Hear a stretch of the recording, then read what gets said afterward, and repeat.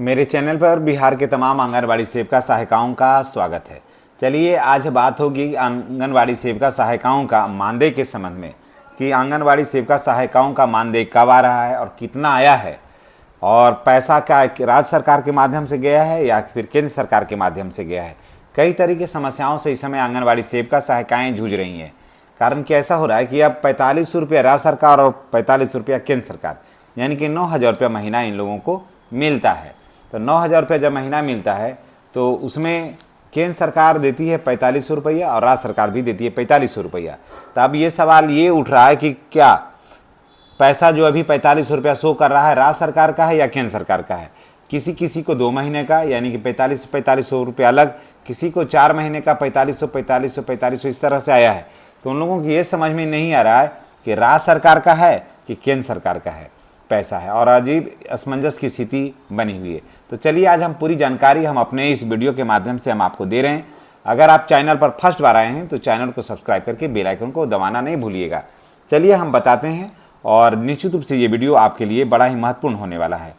सबसे पहले बात करते हैं कि सेविका सहायिकाओं का आधार सीडिंग और डीबीटी की प्रक्रिया समय पर पूरा की है, उसमें उनके खाते में जो है वो पैसा चला गया है। कई मामलों में वेतन भुगतान की प्रक्रिया केवल बैंक स्तर पर निर्भर नहीं करता है, कार्यालय स्तर पर भी करता है। कई चरणों में पूरा होना इसे जरूरी भी है।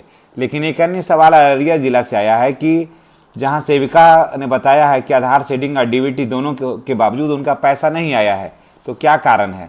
सुपौल से खबर आई है कि एक सेविका ने बताया कि हाल ही में बैंक में डीबीटी जाकर के कराया।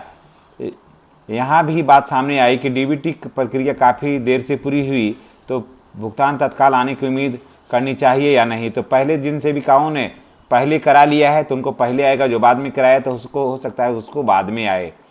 पश्चिम चंपारण से एक शिकायत आई है कि अप्रैल 2026-27 का 4500 रुपया जो बिहार सरकार की ओर से आया है, लेकिन केंद्र सरकार का हिस्सा अभी तक नहीं आया है। इस तरह के मामले में पुराने और नए भुगतान खाते को लेकर की भ्रम की स्थिति पैदा हो गई है।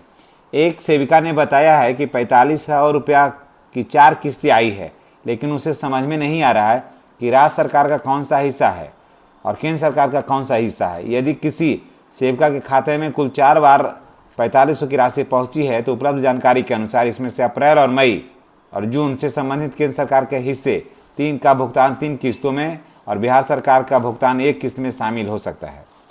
केंद्र सरकार 3 हिस्से किस्त में दिया है और बिहार सरकार अपना 1 किस्त में दिया है, इस बात का ध्यान रखिएगा।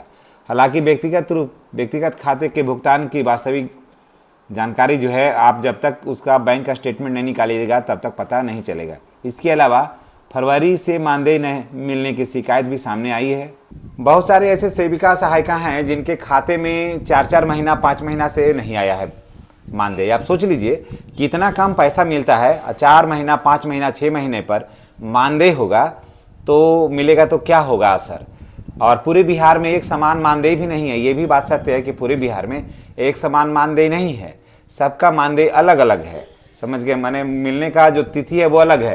किसी का 4 महीना बाकी है तो किसी का 5 महीना बाकी है। तो ऐसी स्थिति में अब सवाल ये उठता है कि आखिर इतने दिनों पर मानदेय आएगा तो फिर क्या फायदा है।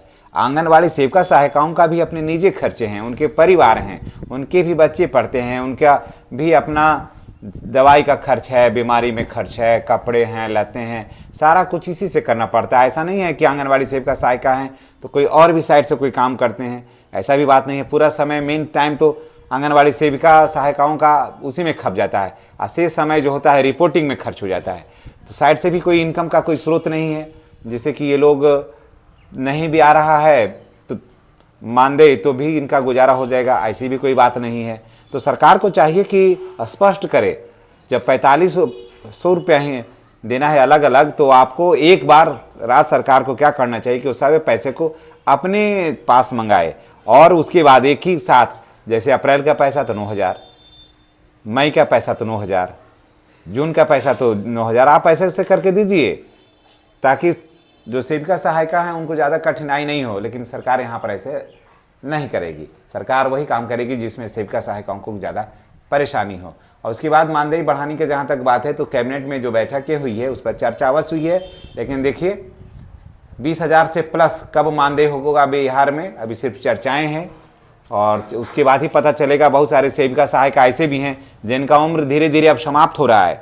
वो परेशान हैं कि थोड़ा मानदेय बढ़ जाता था, कुछ रुके हुए जो कार्य हैं उनके घर का वो हो जाता, लेकिन फिलहाल जो सरकार की स्थिति है वो मानदेय बढ़ाने के मूड में नहीं है और अभी सिर्फ आश्वासन, और सिर्फ वो भी सिर्फ कोरा आश्वासन मिल रहा है, इसके सिवा शिक्षकों को कुछ भी नहीं मिल रहा है। चलिए इसी के साथ हम आपसे विदा लेते हैं। नेक्स्ट वीडियो में हमारी और आपकी फिर मुलाकात होगी। चैनल पर नए हैं तो चैनल को सब्सक्राइब करके बेल आइकन को दबाना नहीं भूलिएगा। धन्यवाद।